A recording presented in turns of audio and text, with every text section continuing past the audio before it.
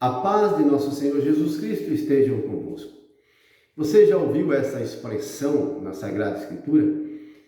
Quem tem ouvidos, ouça o que o Espírito diz às igrejas. Você já ouviu? Tem pessoas que, ao ouvir esta palavra, às igrejas, vai dizer que está errado. Porque existe só uma igreja. Não existe as igrejas. Mas no Apocalipse está escrito: quem tem ouvidos, ouça o que o Espírito diz às igrejas. Em outra tradução, às congregações. Naquelas cartas, 7 cartas que o apóstolo João escreveu às 7 igrejas da Ásia. Correto? Então ali finaliza cada carta dizendo: ouça o que o Espírito diz às igrejas. Essa expressão às igrejas está certo? Nesse ponto de vista, está certo. Está certo, porque ele está se referindo às igrejas. Às igrejas da Ásia. Mas a referência mais correta seria: quem tem ouvidos para ouvir, ouça o que o Espírito de Deus diz à igreja. Se referindo a uma única igreja. Única, porque existe só uma igreja verdadeira. Só que essa igreja, ela é uma igreja espiritual. Ela não é feita de tijolos, de concreto, de madeira. Ela é feita de seres humanos. Feita de cristãos que abraçaram a fé em Jesus Cristo e foram batizados no Espírito Santo. Ela é espiritual e é uma só igreja, feita de verdadeiros cristãos. Neste sentido, é a igreja. Mas quando se trata de 7 igrejas, está falando o número 7 de todas as igrejas e de muitas igrejas, além daquelas 7. Igreja de Éfeso, Esmirna, Tiatira, Pérgamo, Laodiceia, Filadélfia. Enfim, são 7 igrejas. O número 7 significa muitos, ou muitas comunidades. Você está entendendo? Se referindo à infinidade de povo de Deus que se reúne em todos os lugares. Então, nesse sentido, as igrejas está certo. E se fosse falar a igreja, também está certo. Os dois sentidos estão certos. Você está entendendo? Mas tem pessoas que vão contestar, vai dizer: não, está errado, porque está olhando só de um ponto de vista. Você precisa olhar de diversos pontos de vista. Você está entendendo? Para entender melhor e não criar confusão no meio da igreja e dos irmãos, porque o que mais acontece é confusão no meio dos cristãos, entre os católicos, entre os evangélicos, e um contra o outro. Igreja católica contra evangélica, pentecostal, e esses contra esse, e esses contra aquele. Você está entendendo? Por causa de coisas tão simples. A questão é o ponto de vista. Você precisa ser humilde e entender, pelo Espírito de Deus, o significado da palavra de Deus, naquele texto, naquele contexto. Você está entendendo? Então, esse é o sentido correto, o mais correto. O mais correto é: ouça, quem tem ouvidos, ouça o que o Espírito de Deus diz à igreja. Está falando da igreja verdadeira, da igreja de Cristo. Certo? E quando ele diz as igrejas, está literalmente escrito, está se referindo àquelas 7 igrejas. Mas as 7 igrejas se referem a todas as igrejas da época e as de hoje. São milhares e milhares de igrejas. Mas existe só uma, porque igreja são aqueles que abraçaram a fé em Jesus Cristo e se converteram verdadeiramente. Jesus, ele é a pedra angular. Jesus é a pedra de base da construção. Uma construção, para sustentar o edifício que está sobre esta base, tem que ser forte. Primeiro, é preciso fazer uma estrutura reforçada, a fim de construir uma torre ou um prédio enorme em cima daquela base, daquela estrutura. Como, por exemplo, aquele arranha-céu que é o maior do planeta atualmente. Nós estamos em 2022, lá em Dubai, aquela torre enorme e quase 1 quilômetro de altura. Olha quanto tempo e quanto concreto, quantos ferros, aço, quanto material reforçado foi preciso para construir aquela base a fim de sustentar uma torre enorme, onde vai ser sacudida lá no alto por ventanias fortes, tempestades. Você está entendendo? Como suportar e não cair, e não dobrar, e não ser destruída pelo vendaval. Por isso, se constrói primeiro para baixo, com uma estrutura potente, reforçada. É preciso muitos cientistas, engenheiros, pessoas muito especializadas, profissionais em construção civil, para poder fazer cálculos e equipamentos modernos, a fim de construir uma torre, um edifício tão alto. E foi isso que eles fizeram e deu certo. Mas se constrói primeiro para baixo e depois se constrói para cima. Primeiro se prepara uma estrutura, os fundamentos reforçado, poderoso, para sustentar um peso que vai estar sobre essa base. Vocês estão entendendo? Então, o que acontece em nossa vida, na vida do cristão, é isso. Você é chamado, escolhido para construir primeiro para baixo. Primeiro vai ser reforçado os fundamentos, os alicerces. Primeiro você vai construir uma base sólida, firme, para baixo, como se fosse um pequeno negócio. Você começou um pequeno negócio e tem que começar do jeito certo, com Cristo, com Jesus. É só um exemplo que eu estou dando. Então, você vai precisar primeiro crescer, não é para cima, para baixo. Reforçar os fundamentos da estrutura, a fim de depois começar a construir para cima. Você está entendendo? Neste sentido espiritual, Jesus é a pedra angular, a pedra que os construtores rejeitaram.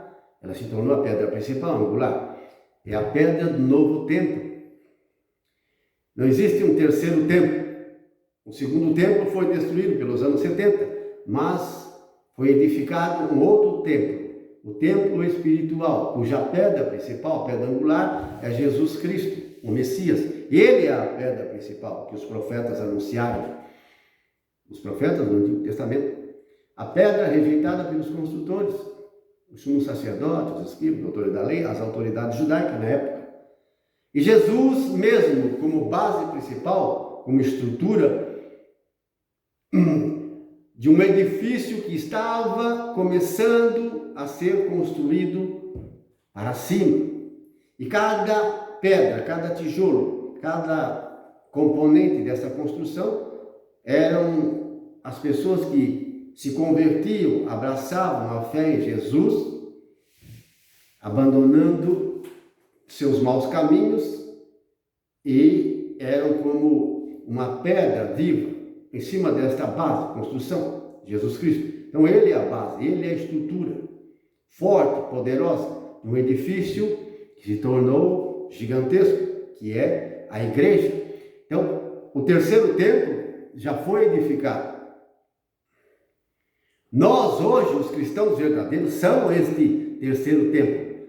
Pedras vivas, construídas em cima da estrutura, da base principal, a pedra angular, Jesus Cristo. Você está entendendo? Então, por isso que a igreja, ela é o terceiro templo, é a igreja espiritual. Foi o que Jesus disse: vocês vão destruir este templo. Eles entenderam: você destrói esse templo, destruam este templo e eu reedificarei em 3 dias. Foi o que ele fez. Eles o destruíram, o corpo de Jesus, mas ele ressuscitou e edificou um novo templo. Este é o significado das palavras de Cristo, que eles não entenderam. Eles estavam pensando, como é que ele vai destruir esse templo, que levou mais de 40 anos para ser construído, e reconstruir em 3 dias? Ele está falando do próprio corpo. Vocês vão destruir este templo, que é eu, mas no 3º dia eu edificarei de novo. Por isso ele se tornou a pedra angular, a pedra principal desta nova construção do 3º templo, que é a igreja. O novo Israel é a igreja. Os verdadeiros filhos de Abraão, que Paulo pregava, não são os circuncisos de sua carne, são aqueles que, e nem judeus, são aqueles que seguem a espiritualidade de Abraão. Abraão, ele se tornou um grande homem, um amigo de Deus, não foi por causa do corpo e da carne dele, não foi por causa da circuncisão que ele recebeu a aliança da circuncisão, não. Abraão foi valorizado, Abraão foi honrado por Deus, e a ele foram feitas alianças e promessas por causa da espiritualidade de Abraão. Não foi por causa da carne e do sangue de Abraão. Verdadeiros filhos de Abraão são aqueles que são filhos no Espírito, que seguem a espiritualidade, a fé daquele homem, Abraão, Isaque e Jacó. O filho Isaque e o filho Jacó seguiram a mesma espiritualidade. Jacó seguiu a espiritualidade do seu pai, o pai dele, Isaque, seguiu a espiritualidade do pai, do avô, né? Abraão. Então, o avô, o pai e o filho, os 3. A espiritualidade é que manda. Você está entendendo? O judeu verdadeiro não é um judeu circunciso. O judeu verdadeiro é um judeu que seguia e segue a fé de Abraão. Por isso, essa foi a promessa de Deus a Abraão. Todas as nações da terra, todos os povos da terra, Abraão, serão abençoados. Todas as famílias da terra serão abençoados em teu nome, em tua raça, Abraão. Você será mais do que as numerosas areias da praia do mar. Será tão numerosa como as estrelas do céu, tua descendência. E elas serão abençoadas no teu nome, porque Abraão foi comprovado um verdadeiro homem de Deus. Para achar um homem como Abraão, você não acha em qualquer lugar, é muito difícil. Você está entendendo? Abraão, Isaque e Jacó, Jacó e os patriarcas, os 12 e a nação de Israel. Por isso, a verdadeira igreja, ela não é feita de carne e sangue. A verdadeira igreja, ela é feita de homens espirituais. O evangelho partiu de Jerusalém, conforme os profetas anunciaram, a palavra de Deus partirá de Jerusalém para todas as nações. E todas as nações hão de glorificar a Deus. Ele formou um povo santo a partir dos judeus, primeiro, e em seguida dos pagãos. Porque o evangelho do reino de Deus foi anunciado às nações pagãs, certo? E um dos apóstolos principais que fez esta pregação foi o apóstolo Paulo. Ele foi escolhido exclusivamente para anunciar a palavra de Deus, o reino de Deus, às nações pagãs. Pedro também chegou a pregar, mas o que mais pregou e trabalhou nesse sentido, uma revelação mais ampla e profunda, foi o apóstolo Paulo, que conhecia muito mais a Torá, a religião judaica, a instrução, certo? Os profetas e os mandamentos de Deus, como Paulo. Paulo era muito conhecedor das Escrituras Sagradas, mais do que todos os outros apóstolos. E ele foi feito apóstolo dos pagãos. Ele anunciou o Evangelho e dali o Evangelho se multiplicou e foi a todos os continentes. Por isso, os filhos de Abraão é a igreja. O novo Israel é a igreja, feita de judeus, feita de pagãos convertidos. Você entende? Um judeu, por exemplo, que é da raça do sangue de Abraão, de Jesus Cristo na carne e no sangue, os apóstolos que eram judeus na carne e no sangue, eles não seriam nada, não teriam valor nenhum se não guardassem os mandamentos de Deus. Se eles não fossem fiéis, os apóstolos, os discípulos, se eles não fossem fiéis, eles não teriam valor nenhum. Você está entendendo? Não seriam indiferentes de coisa alguma dos idólatras, dos pagãos que não conheciam a Deus. Era até pior, porque eles tinham a detenção, eles tinham as promessas de Deus, as alianças de Deus. Então o pecado deles seria até maior do que os pagãos, por causa da revelação de Deus a Abraão e sua posteridade. Eles tinham a ciência e o conhecimento do verdadeiro Deus, e por não guardar e não obedecer aos mandamentos, violar a aliança, o pecado deles era ainda maior. Vocês estão entendendo? Os apóstolos e os discípulos, os judeus da época, como os de hoje, eles só tinham valor e só têm valor por causa da espiritualidade. Não é por causa da circuncisão e da carne e do sangue, porque eu sou judeu, eu sou de Deus, porque eu tenho o sangue de Abraão, de Jesus Cristo, dos apóstolos e dos judeus da época, eu sou do povo santo, eu sou de Deus, não é coisa nenhuma. Você está entendendo? Quem é filho de Deus, a verdadeira igreja de Deus, o verdadeiro Israel de Deus, é aqueles que são na fé, que guardam os mandamentos de Deus, aqueles que recebem Jesus Cristo como o Messias, o Senhor dos senhores, o Rei dos reis, Jesus Cristo, aquele que foi crucificado e ressuscitou. Os que abraçaram esta fé e seguem o seu caminho, seus mandamentos, que guardam a sua palavra, esses são a verdadeira igreja. Vocês estão entendendo? Então, não tem valor nenhum a carne e o sangue, no sentido de igreja ou ser um filho de Deus, um verdadeiro judeu. O que vale é a conduta, o comportamento, a espiritualidade, o caráter da pessoa que ama Jesus Cristo e guarda os seus mandamentos. Jesus falou, aqueles que me amam, guardam os meus mandamentos. Quem não me ama, não guarda os meus mandamentos. Você entende? Então, o mandamento de Deus é: amarás o Senhor teu Deus sobre todas as coisas e amarás o próximo como a ti mesmo. E Jesus disse, dou-vos um novo mandamento: amai-vos uns aos outros como eu vos tenho amado. Esse é um mandamento de santidade superior ao mandamento de amar ao próximo como a si mesmo. É mais ainda.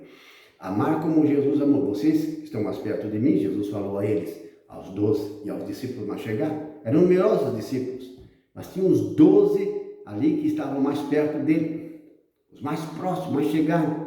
Ele disse, este é o novo mandamento: amai-vos uns aos outros como eu vos tenho amado. Então é o exemplo, o padrão, o modelo, a expressão, o comportamento de Jesus. Assim como ele agia e reagia e falava e fazia as coisas, é assim que vocês devem ser. Vocês entenderam? E assim somos nós também. Existe essa hierarquia? Sim, existe. Existe. Ele falou que se você quer ser grande no reino de Deus, você precisa ser como uma criança inocente. Aí você será grande no reino dos céus. Se você quer ser o primeiro, quer ser grande, seja como uma criança, humilde, simples. E ele também disse, para fazer essa diferença, explicar melhor para você, no Evangelho de Mateus, capítulo 5, versículo 19, ele diz o seguinte: aquele que guardar, isto é, aquele que violar um dos menores mandamentos da lei e ensinar aos outros a fazer o mesmo, será considerado o menor no reino dos céus. Não é o menor nessa terra, lá no reino dos céus será considerado o menor, ou um dos menores no reino do céu. Estará abaixo de todos aqueles que violar os menores mandamentos ou ou um dos menores mandamentos, ou dois ou três, os mandamentos que parecem ser menorzinhos, esses que violar e ensinar os outros ao mesmo, porque vai ensinar, está violando, está dando um mau exemplo, você está entendendo? Então serão menores, não estão perdidos. Ele não disse que serão jogados para o inferno. São erros, são pecados, ou não são? Violar os menores mandamentos. Mas ele não disse que estão perdidos, serão condenados. O que ele disse? Serão considerados menores no reino dos céus. Por quê? As coisas pequenas e menores são importantes, então? Os mandamentos menorzinhos, quais são esses mandamentos pequenos? Eu vou dar algum exemplo aqui para você.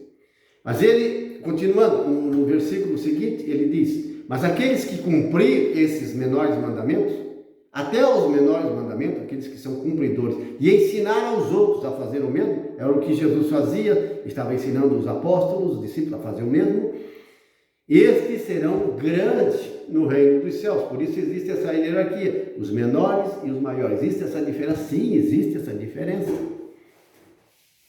Como existe também diferença de erro, de pecado, de maldade. Existe uma escala de maldade, uma escala de bondade, de amor, de virtude. Existe essa escala, esse nível. Existe. Né? Por aí você já vê. Porque se você transgride um dos menores mandamentos, com seu mau exemplo, e está ensinando errado, certo? Aos outros, eles vão transgredir também. O que vai acontecer com o seu mau exemplo? Você será considerado o quê? Menor no reino dos céus.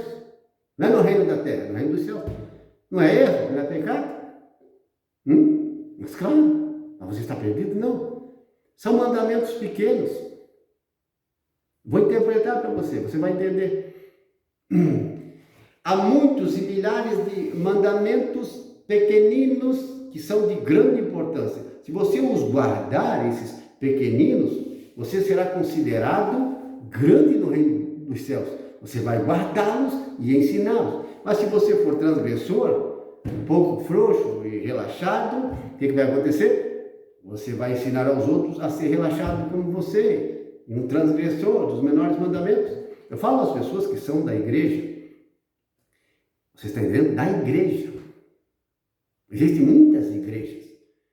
Por isso se diz, né? Muitas igrejas, mas existe só uma que é verdadeira. E ela é espiritual, e a igreja é de Cristo. Ela é feita do quê?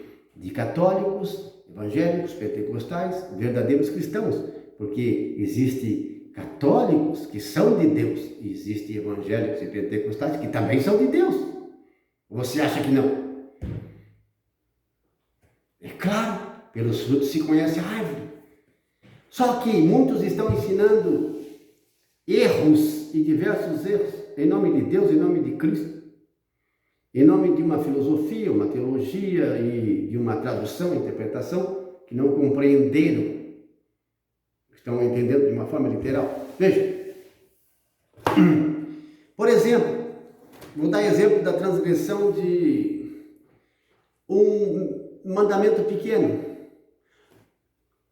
Quando você vai, falando aos homens agora, você vai no banheiro da sua casa, ou no banheiro público, ou da empresa, do lugar onde você não a limpa, você não mantém limpo aquele banheiro. Aí você vai naquele banheiro, certo?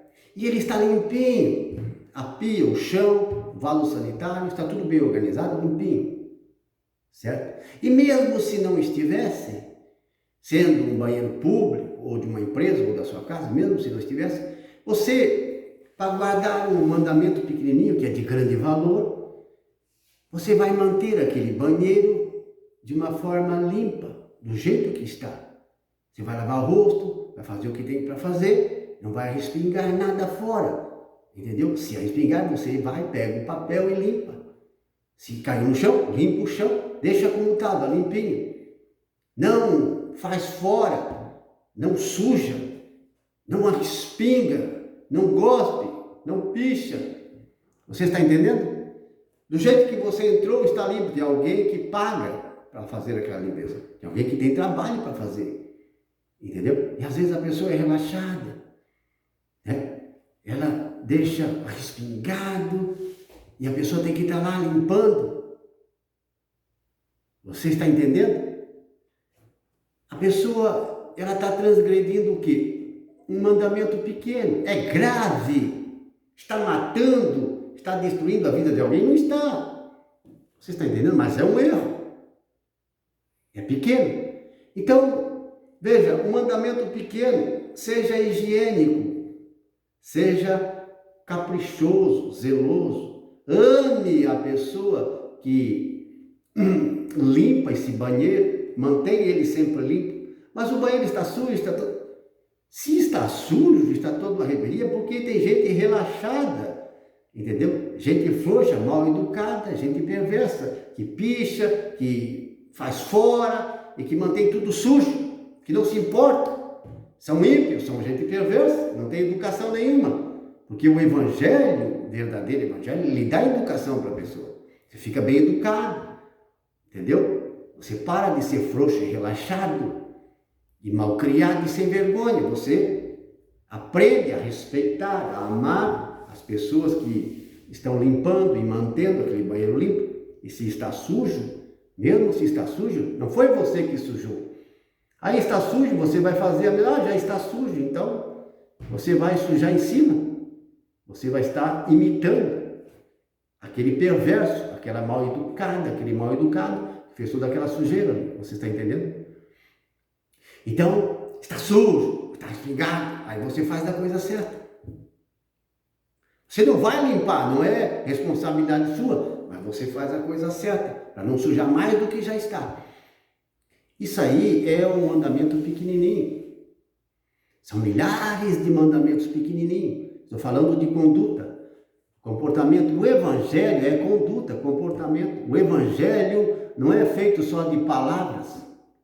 Sim, palavras de poder, mas o evangelho é feito de atitude, caráter, educação, respeito. A lei de Deus é respeito. Você precisa respeitar o ambiente, o lugar onde não lhe pertence. E até a sua própria casa. Às vezes o filho que irrita a mãe, o marido que irrita a mulher, né? E sujo, é relaxado. Questão do chão, do banheiro, da pia, do vaso sanitário. Você está entendendo? Agora, vou citar outro exemplo, por exemplo. Existe uma esquina e lá adiante tem uma mercearia e um açougue. E nessa esquina tem um terreno, e esse terreno, ele tem cerca. E essa cerca é feita com arame farpado, não é com tela. Aí alguém pega e dobra aquele arame. Está entendendo? Rompe aquele arame para fazer um caminho naquele terreno. É um terreno baldio, não tem casa, não tem nada, mas ele estava cercadinho, o portão e tudo fechado. Só que alguém mal educado, sem vergonha, vai lá para encurtar o caminho e faz aquela picada no meio daquele terreno. E as pessoas que vão à mercearia, as pessoas que vão à verdureira, ao açougue, começam a passar por ali, pelo terreno. O homem vai, pega o dono do terreno, conserta a cerca, certo? Dos dois lados. Ele não botou placa, mas tem a cerca, o arame. E alguém vai, faz isso de novo. E as pessoas começam a passar por ali. Olha o que é transgredir um mandamento pequeno. Quem fez isso não é transgressão de mandamento pequeno. Quem rompeu a cerca. É um pecado mais grave. Você está entendendo? É o rompimento de um mandamento maior. Agora, o caminho está feito, certo? Está rompida a cerca. Aí você é cristão, você é de uma denominação religiosa, você vai à missa, você vai ao culto, você participa das orações, é um pregador, certo? Aí com o seu filho aqui do lado, você vai passando e corta caminho por ali. Você vai cortar caminho com o seu filho naquele terreno. E vai ao açougue, compra, volta por ali. Para encurtar, às vezes 50 ou 100 metros. Você está entendendo? O que você está fazendo? Você está transgredindo um mandamento pequeno. Não foi você que rompeu a cerca. Não foi. Não foi você que baixou e desligou o arame. Não foi você. Foi outro que fez um pecado maior que você.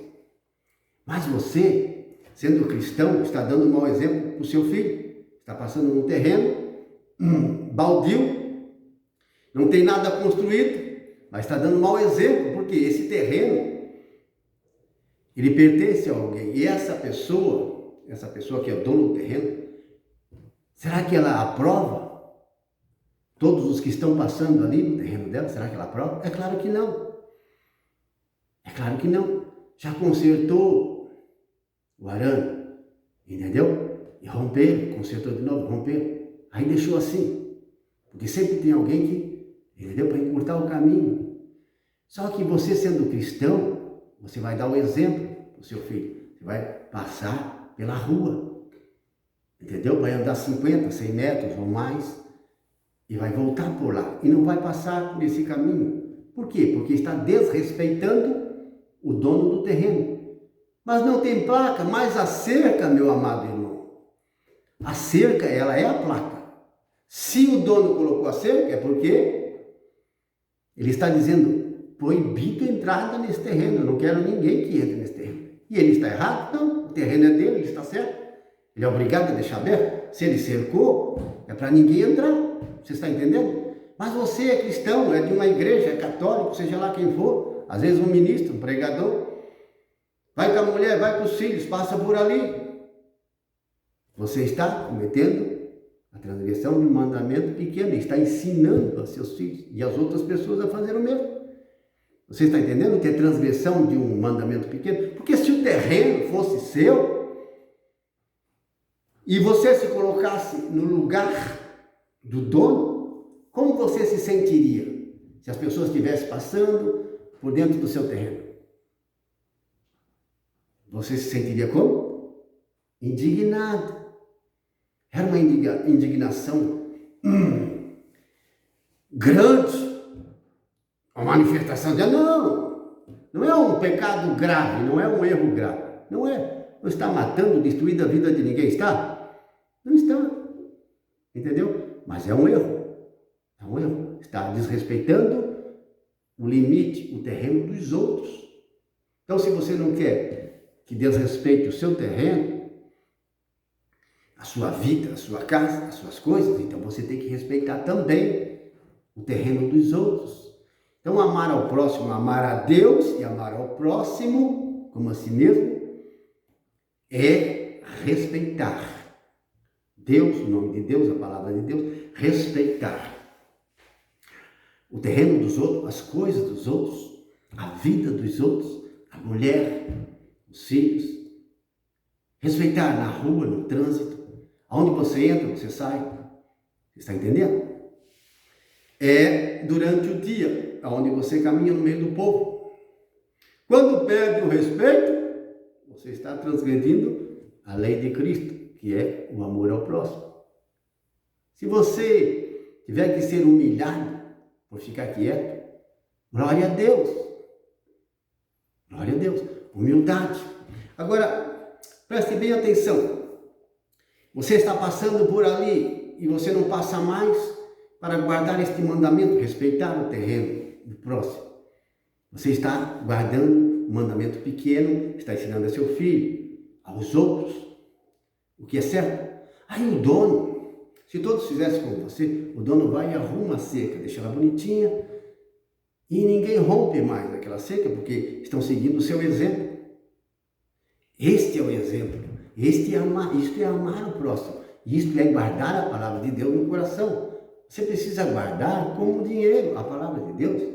Você deve guardar como se guarda o dinheiro. Você guarda o dinheiro aonde? Não é na carteira, não é no banco. Você não faz uso do dinheiro para comprar, pagar. Você não faz? É claro, você não joga dinheiro fora. Você trabalha o mês inteiro, a semana toda, o dia inteiro, para jogar dinheiro fora. Não, você trabalha para guardar o dinheiro no seu bolso, na sua carteira, no banco, porque você vai usar esse dinheiro. Você entendeu? É assim que você deve guardar a palavra de Deus. Guardar ela aonde? No seu coração. Esse é o melhor lugar. Quando você precisar usar, você vai tirar do coração e vai usar a palavra de Deus para fazer o quê? O bem, o que é certo. Fazer a vontade de Deus, meu irmão, é fazer o que é certo. Não fazer a vontade de Deus é fazer o que é errado. Você está entendendo? Então existe essa diferença. Pecado pequeno, passou pelo terreno, eu já fiz isso, mas o Espírito Santo me ensinou. Se tiver uma placa ou uma cerca, não faça isso. Se o terreno, por exemplo, não tem cerca nenhuma, está como que abandonado, não importa, não é pecado, você pode passar. Mas quando o dono colocar uma cerca, ele está colocando ao mesmo tempo uma placa, mesmo que ela não exista. Proibida a entrada, não precisa. A cerca já está falando por si mesmo. É uma imagem não verbal. É como um ícone, uma imagem, entendeu? Está mostrando que você não pode entrar naquele terreno sem a ordem do dono. Você está entendendo? Então são muitos os exemplos, amado irmão, de transgressão de mínimos mandamentos, certo? Quando você guarda os mandamentos pequenos e ensina aos outros, veja como é importante. E há tantas coisas nesse sentido, sabe? Eu só estou citando um exemplo. Por exemplo, uma funcionária que trabalha numa farmácia ou em outra loja, qualquer comércio, ela é paga para trabalhar durante o horário comercial, por exemplo. E durante aquele horário comercial, ela pega o celular e começa a acessar o WhatsApp, o Facebook, as páginas de relacionamento pessoal, de interesse próprio, conversar com os amigos durante aquele horário de trabalho. Mas o dono da farmácia, suponhamos que ele não está ali, certo?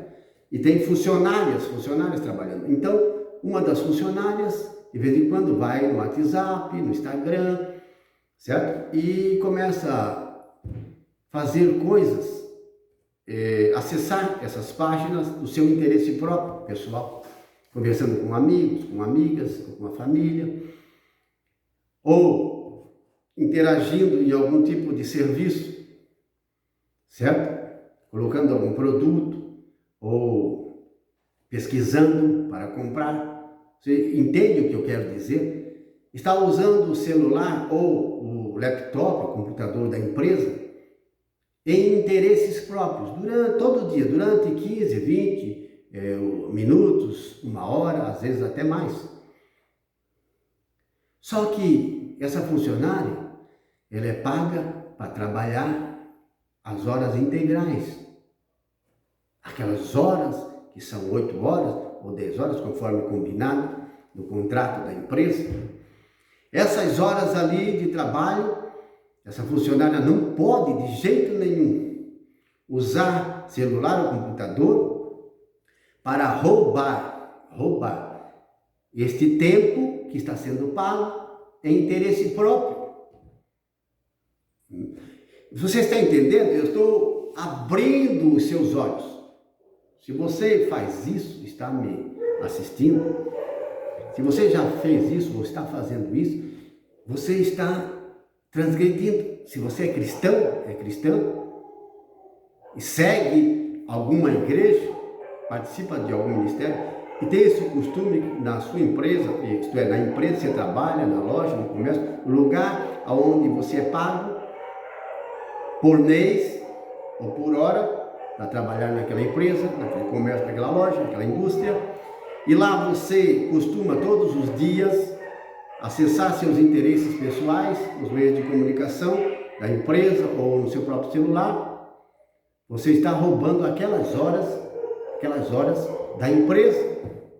É uma desonestidade, entendeu? Se o patrão, o dono, não aprova, se você faz escondido, quando o patrão não está, quando ele sai, você está entendendo?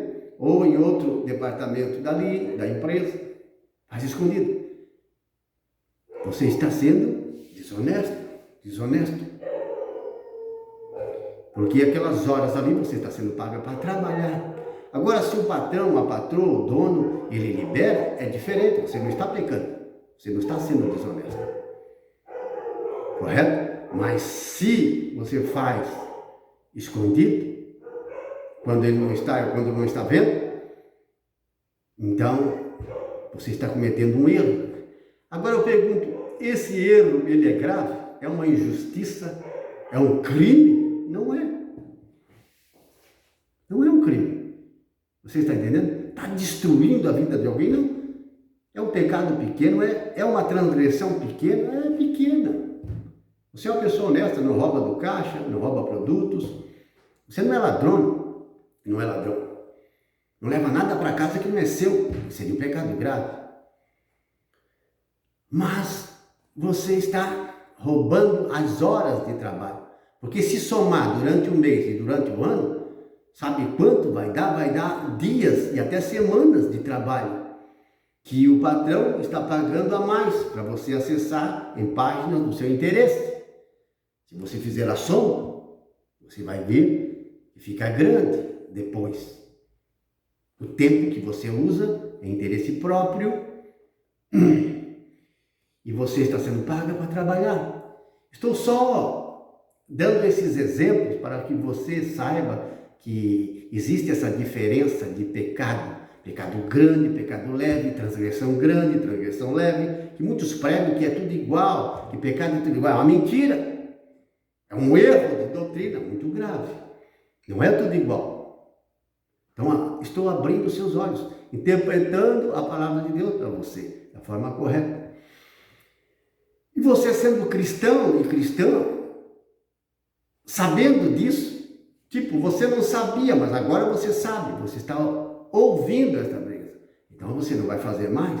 Não é, eu não sabia que estava errado. Era um pecado inconsciente, era um pecado feito por inadvertência, involuntariamente, inconscientemente, que você fazia. Era grave esse pecado? Não. Mas agora você sabe que é errado. E se você continuar, esse pecado já cresce um pouco. Ele já se torna um pouco maior. Não é muito grave. Você não vai para o inferno por causa disso. Mas lá no reino do céu, você vai ser considerado pequeno, menor. Porque você está dando um mau exemplo. Você está fazendo e está ensinando os outros a fazer o mesmo. E quando você diz que está certo, que está errado, que não tem nada a ver, piora um pouco, você está entendendo? Então, olha como o pecado cresce ou diminui. Assim, a humildade, a justiça, as virtudes, elas crescem ou diminuem. Existe uma escala de maldade, de 1 a 10.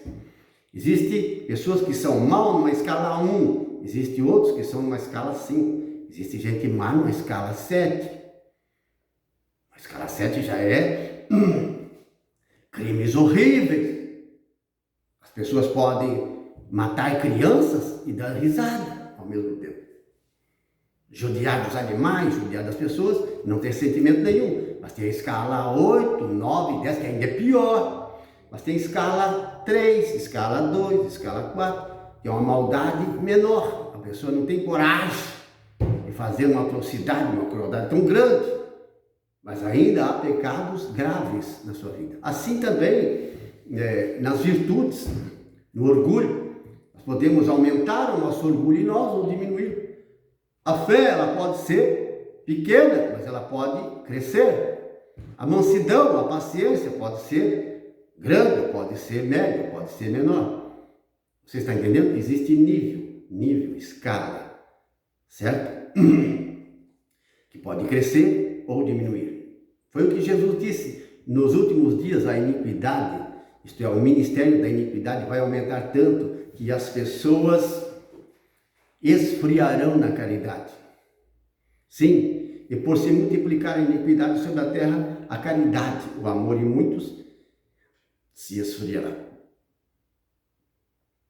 Mas aquele que perseverar até o fim, este será salvo. Então, temos que manter nosso amor, nossa caridade.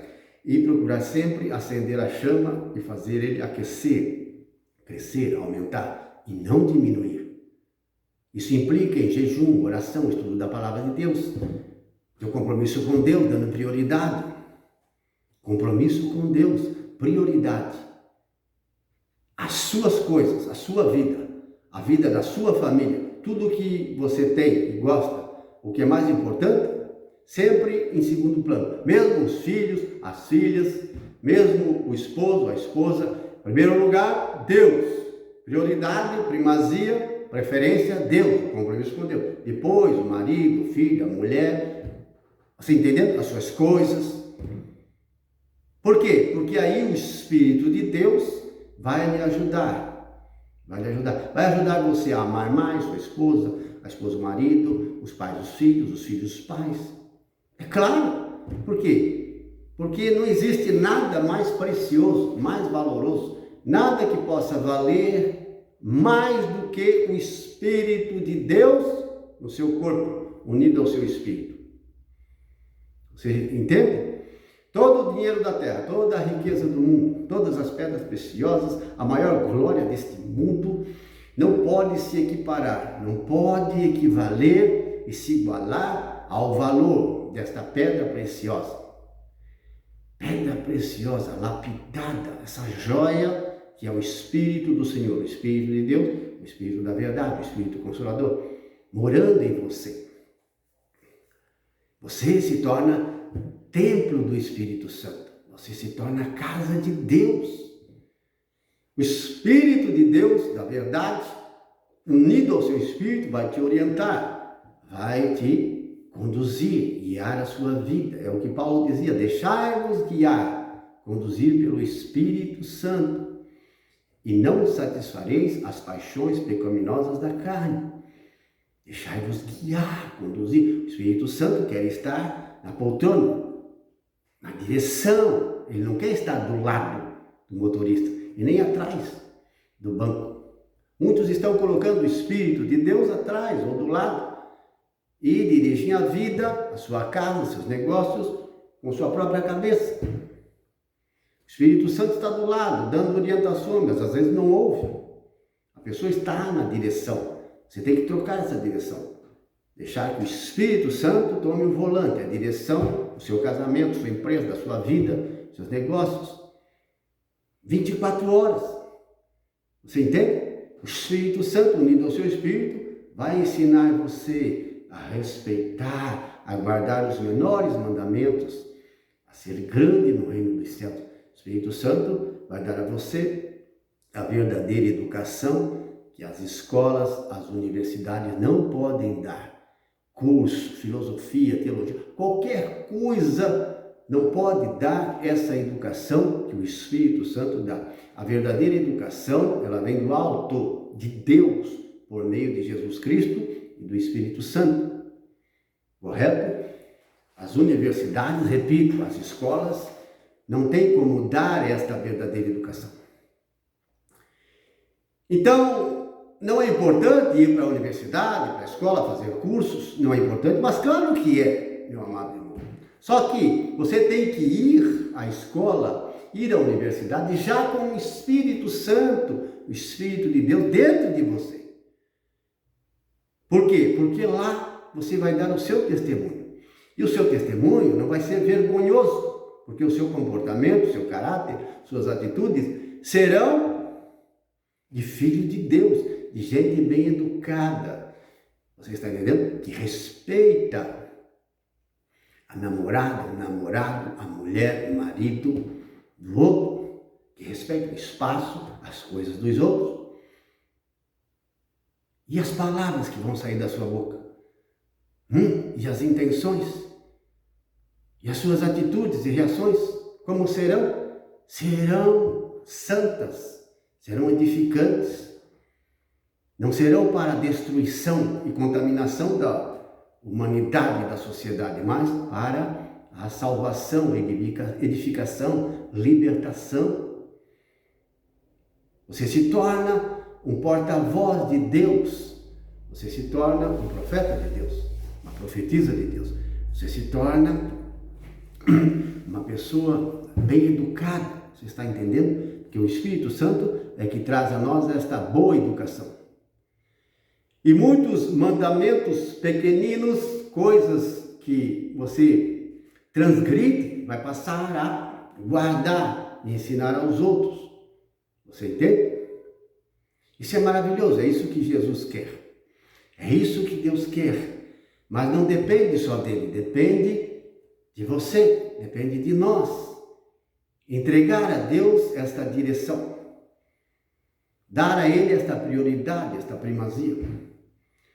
O que eu amo, o que eu gosto, tudo que é do meu interesse, tem que estar em segundo ou terceiro plano. Tem que estar depois de Deus. Deus, Jesus Cristo, o Espírito Santo, o compromisso com Deus, precisa estar em primeiro lugar. Tem que ter essa primazia. Por isso ele diz, busque o reino de Deus em primeiro lugar, preferência.